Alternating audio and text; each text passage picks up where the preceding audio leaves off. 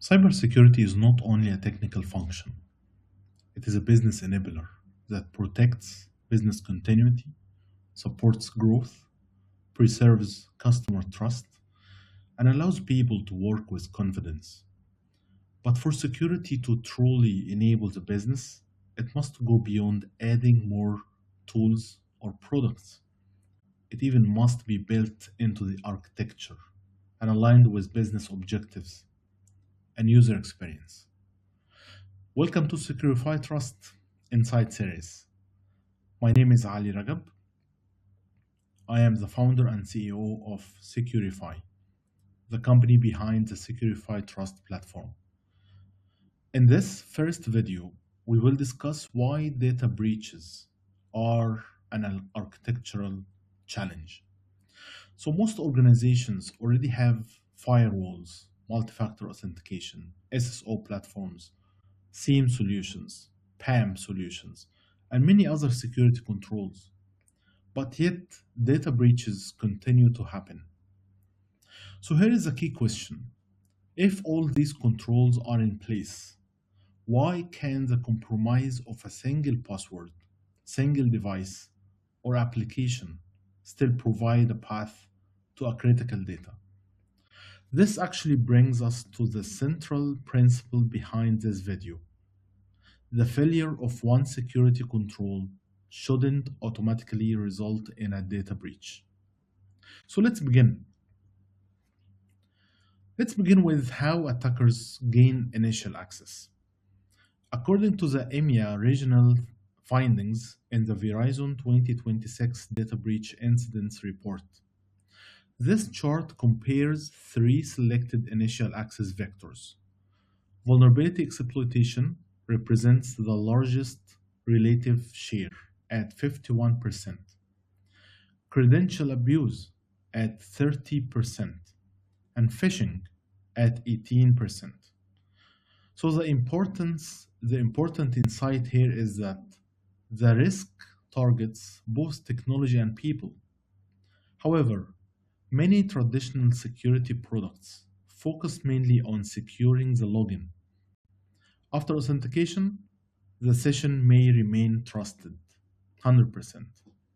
So in many environments, reusable passwords, keys, or tokens are also shared with end users or even stored in local configurations files, most of the times as plain text.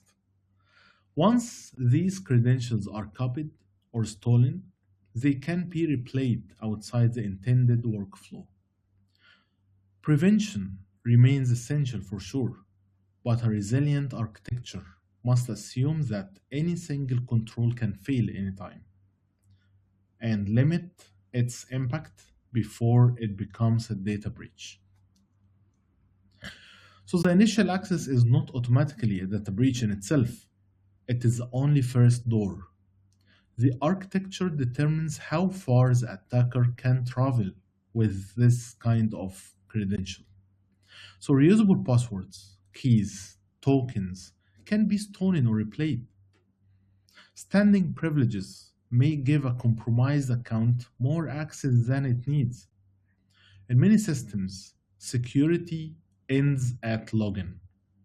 The user is verified once, even though their device, location, context, or behavior may change during the session. Broad trust can expose additional systems and resources. And even when a risk is detected, delayed revocation may allow active access to continue. This is how one compromised password, device, or application can become a path to a critical data. And the problem becomes worse when security controls are disconnected. So, identity, endpoint, network, privileged access, web application firewalls, SIEM, and auditing often operate as separated systems and tools. One tool can detect a compromised device, but that detection may not immediately terminate an active related to that compromised device automatically. Organizations may also depend on external managed SaaS security control planes. These services can be valuable, but they may introduce connectivity, availability, privacy, and data sovereignty dependencies. At the same time, multiple tools, credentials, and workflows create friction for users and may encourage insecure workarounds. Having more security tools does not automatically create a coordinated security architecture.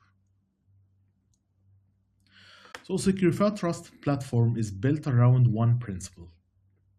The failure of one security control shouldn't automatically result in a data breach.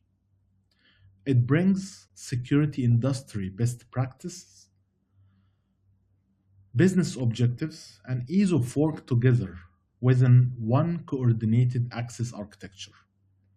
In the next videos, we will demonstrate Secureify Trust platform through practical use cases step by step. Thanks for watching.